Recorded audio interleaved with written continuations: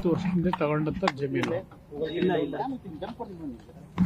ಇವತ್ತು ನಡೀತಾ ಇರತಕ್ಕಂಥ ಈ ರೀತಿಯ ನಡವಳಿಕೆಗಳಿದೆಯಲ್ಲ,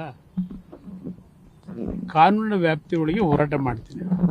ಯಾರು ಏನು ಗಾಬರಿ ಆಗಬೇಕಾಗಿಲ್ಲ. ಆದರೆ ಒಂದು ಸತ್ಯಾಂಶಗಳನ್ನ ತಿಳಿದು ವರದಿ ಮಾಡಿ. ಇದರಲ್ಲಿ ನಾನು ಯಾವುದೇ ರೀತಿಯ ಅಕ್ರಮಗಳಿಗೆ ಎಡೆ ಮಾಡಿಕೊಟ್ಟಿಲ್ಲ.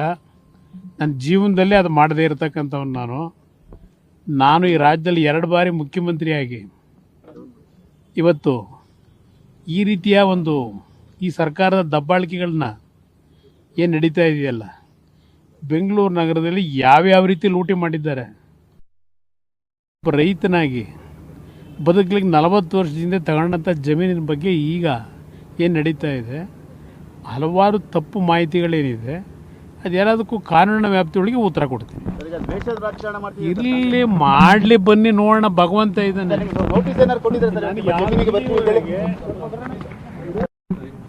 ಏಕ್ ಮಿನಿಟ್.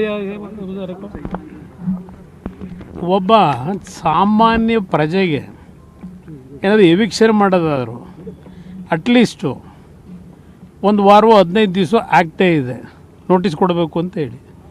ನನಗೆ ಇಲ್ಲಿವರೆಗೆ ಯಾವುದೇ ಕಮ್ಯುನಿಕೇಷನ್ ಇಲ್ಲ, ನೋಟಿಸ್ ಇಲ್ಲ. SIT ಅಂತಕ್ಕಂಥದ್ದನ್ನೇನೋ ಮಾಡ್ಕೊಂಡ್ರಲ್ಲ, ದೇಶದ ಇತಿಹಾಸದಲ್ಲಿ ಮೊದಲನೇ ಬಾರಿಗೆ ರಾಜ್ಯ ಸರ್ಕಾರ SIT ಮಾಡಿ SIT ಮುಖಾಂತರ ಇವತ್ತು ಈ ಥರ ಏನೇನು ಮಾಡ್ಕೊಂಡು ಹೊರಟಿದ್ದಾರೆ. ಇದಕ್ಕೆಲ್ಲ ಒಂದಲ್ಲ ಒಂದು ರೀತಿಯಲ್ಲಿ ಇವ್ರ ನಡವಳಿಕೆಗಳಿಗೆ ಬೇರೆ ರೀತಿಯ ಉತ್ತರವು ಬರುತ್ತದೆ. ಕಾಯಿರಿ. ಟಾರ್ಗೆಟ್ ಮಾಡಿದ್ದಾರೆ ಸರ್. ನನ್ನ ಬಿಟ್ಟರೆ ಇನ್ಯಾರಿದ್ದಾರೆ ಅವರಿಗೆ? ಇವತ್ತು ಈ ರಾಜ್ಯದಲ್ಲಿ ಅವರಿಗೆ ನಾನೇ ಟಾರ್ಗೆಟ್. ನಾನು ಇಲ್ಲ ಅಂತಂದರೆ ಅವರು ಆರಾಮಾಗಿರ್ತಕ್ಕಂಥದ್ದಲ್ವಾ. ಅದರಿಂದ ಇವತ್ತು ಅವ್ರಿಗೆ ಇರ್ತಕ್ಕಂಥದ್ದೇ ನನ್ನ ಮೇಲೆ. ಇವತ್ತು ಹಲವಾರು ರೀತಿಯಲ್ಲಿ ಯಾವ್ಯಾವ ರೀತಿಯಲ್ಲಿ ಇದು ನಡೀತಾ ಇದೆ ನಾನು ಎಲ್ಲ ಸೂಕ್ಷ್ಮವಾಗಿ ಗಮನಿಸಿದ್ದೇನೆ.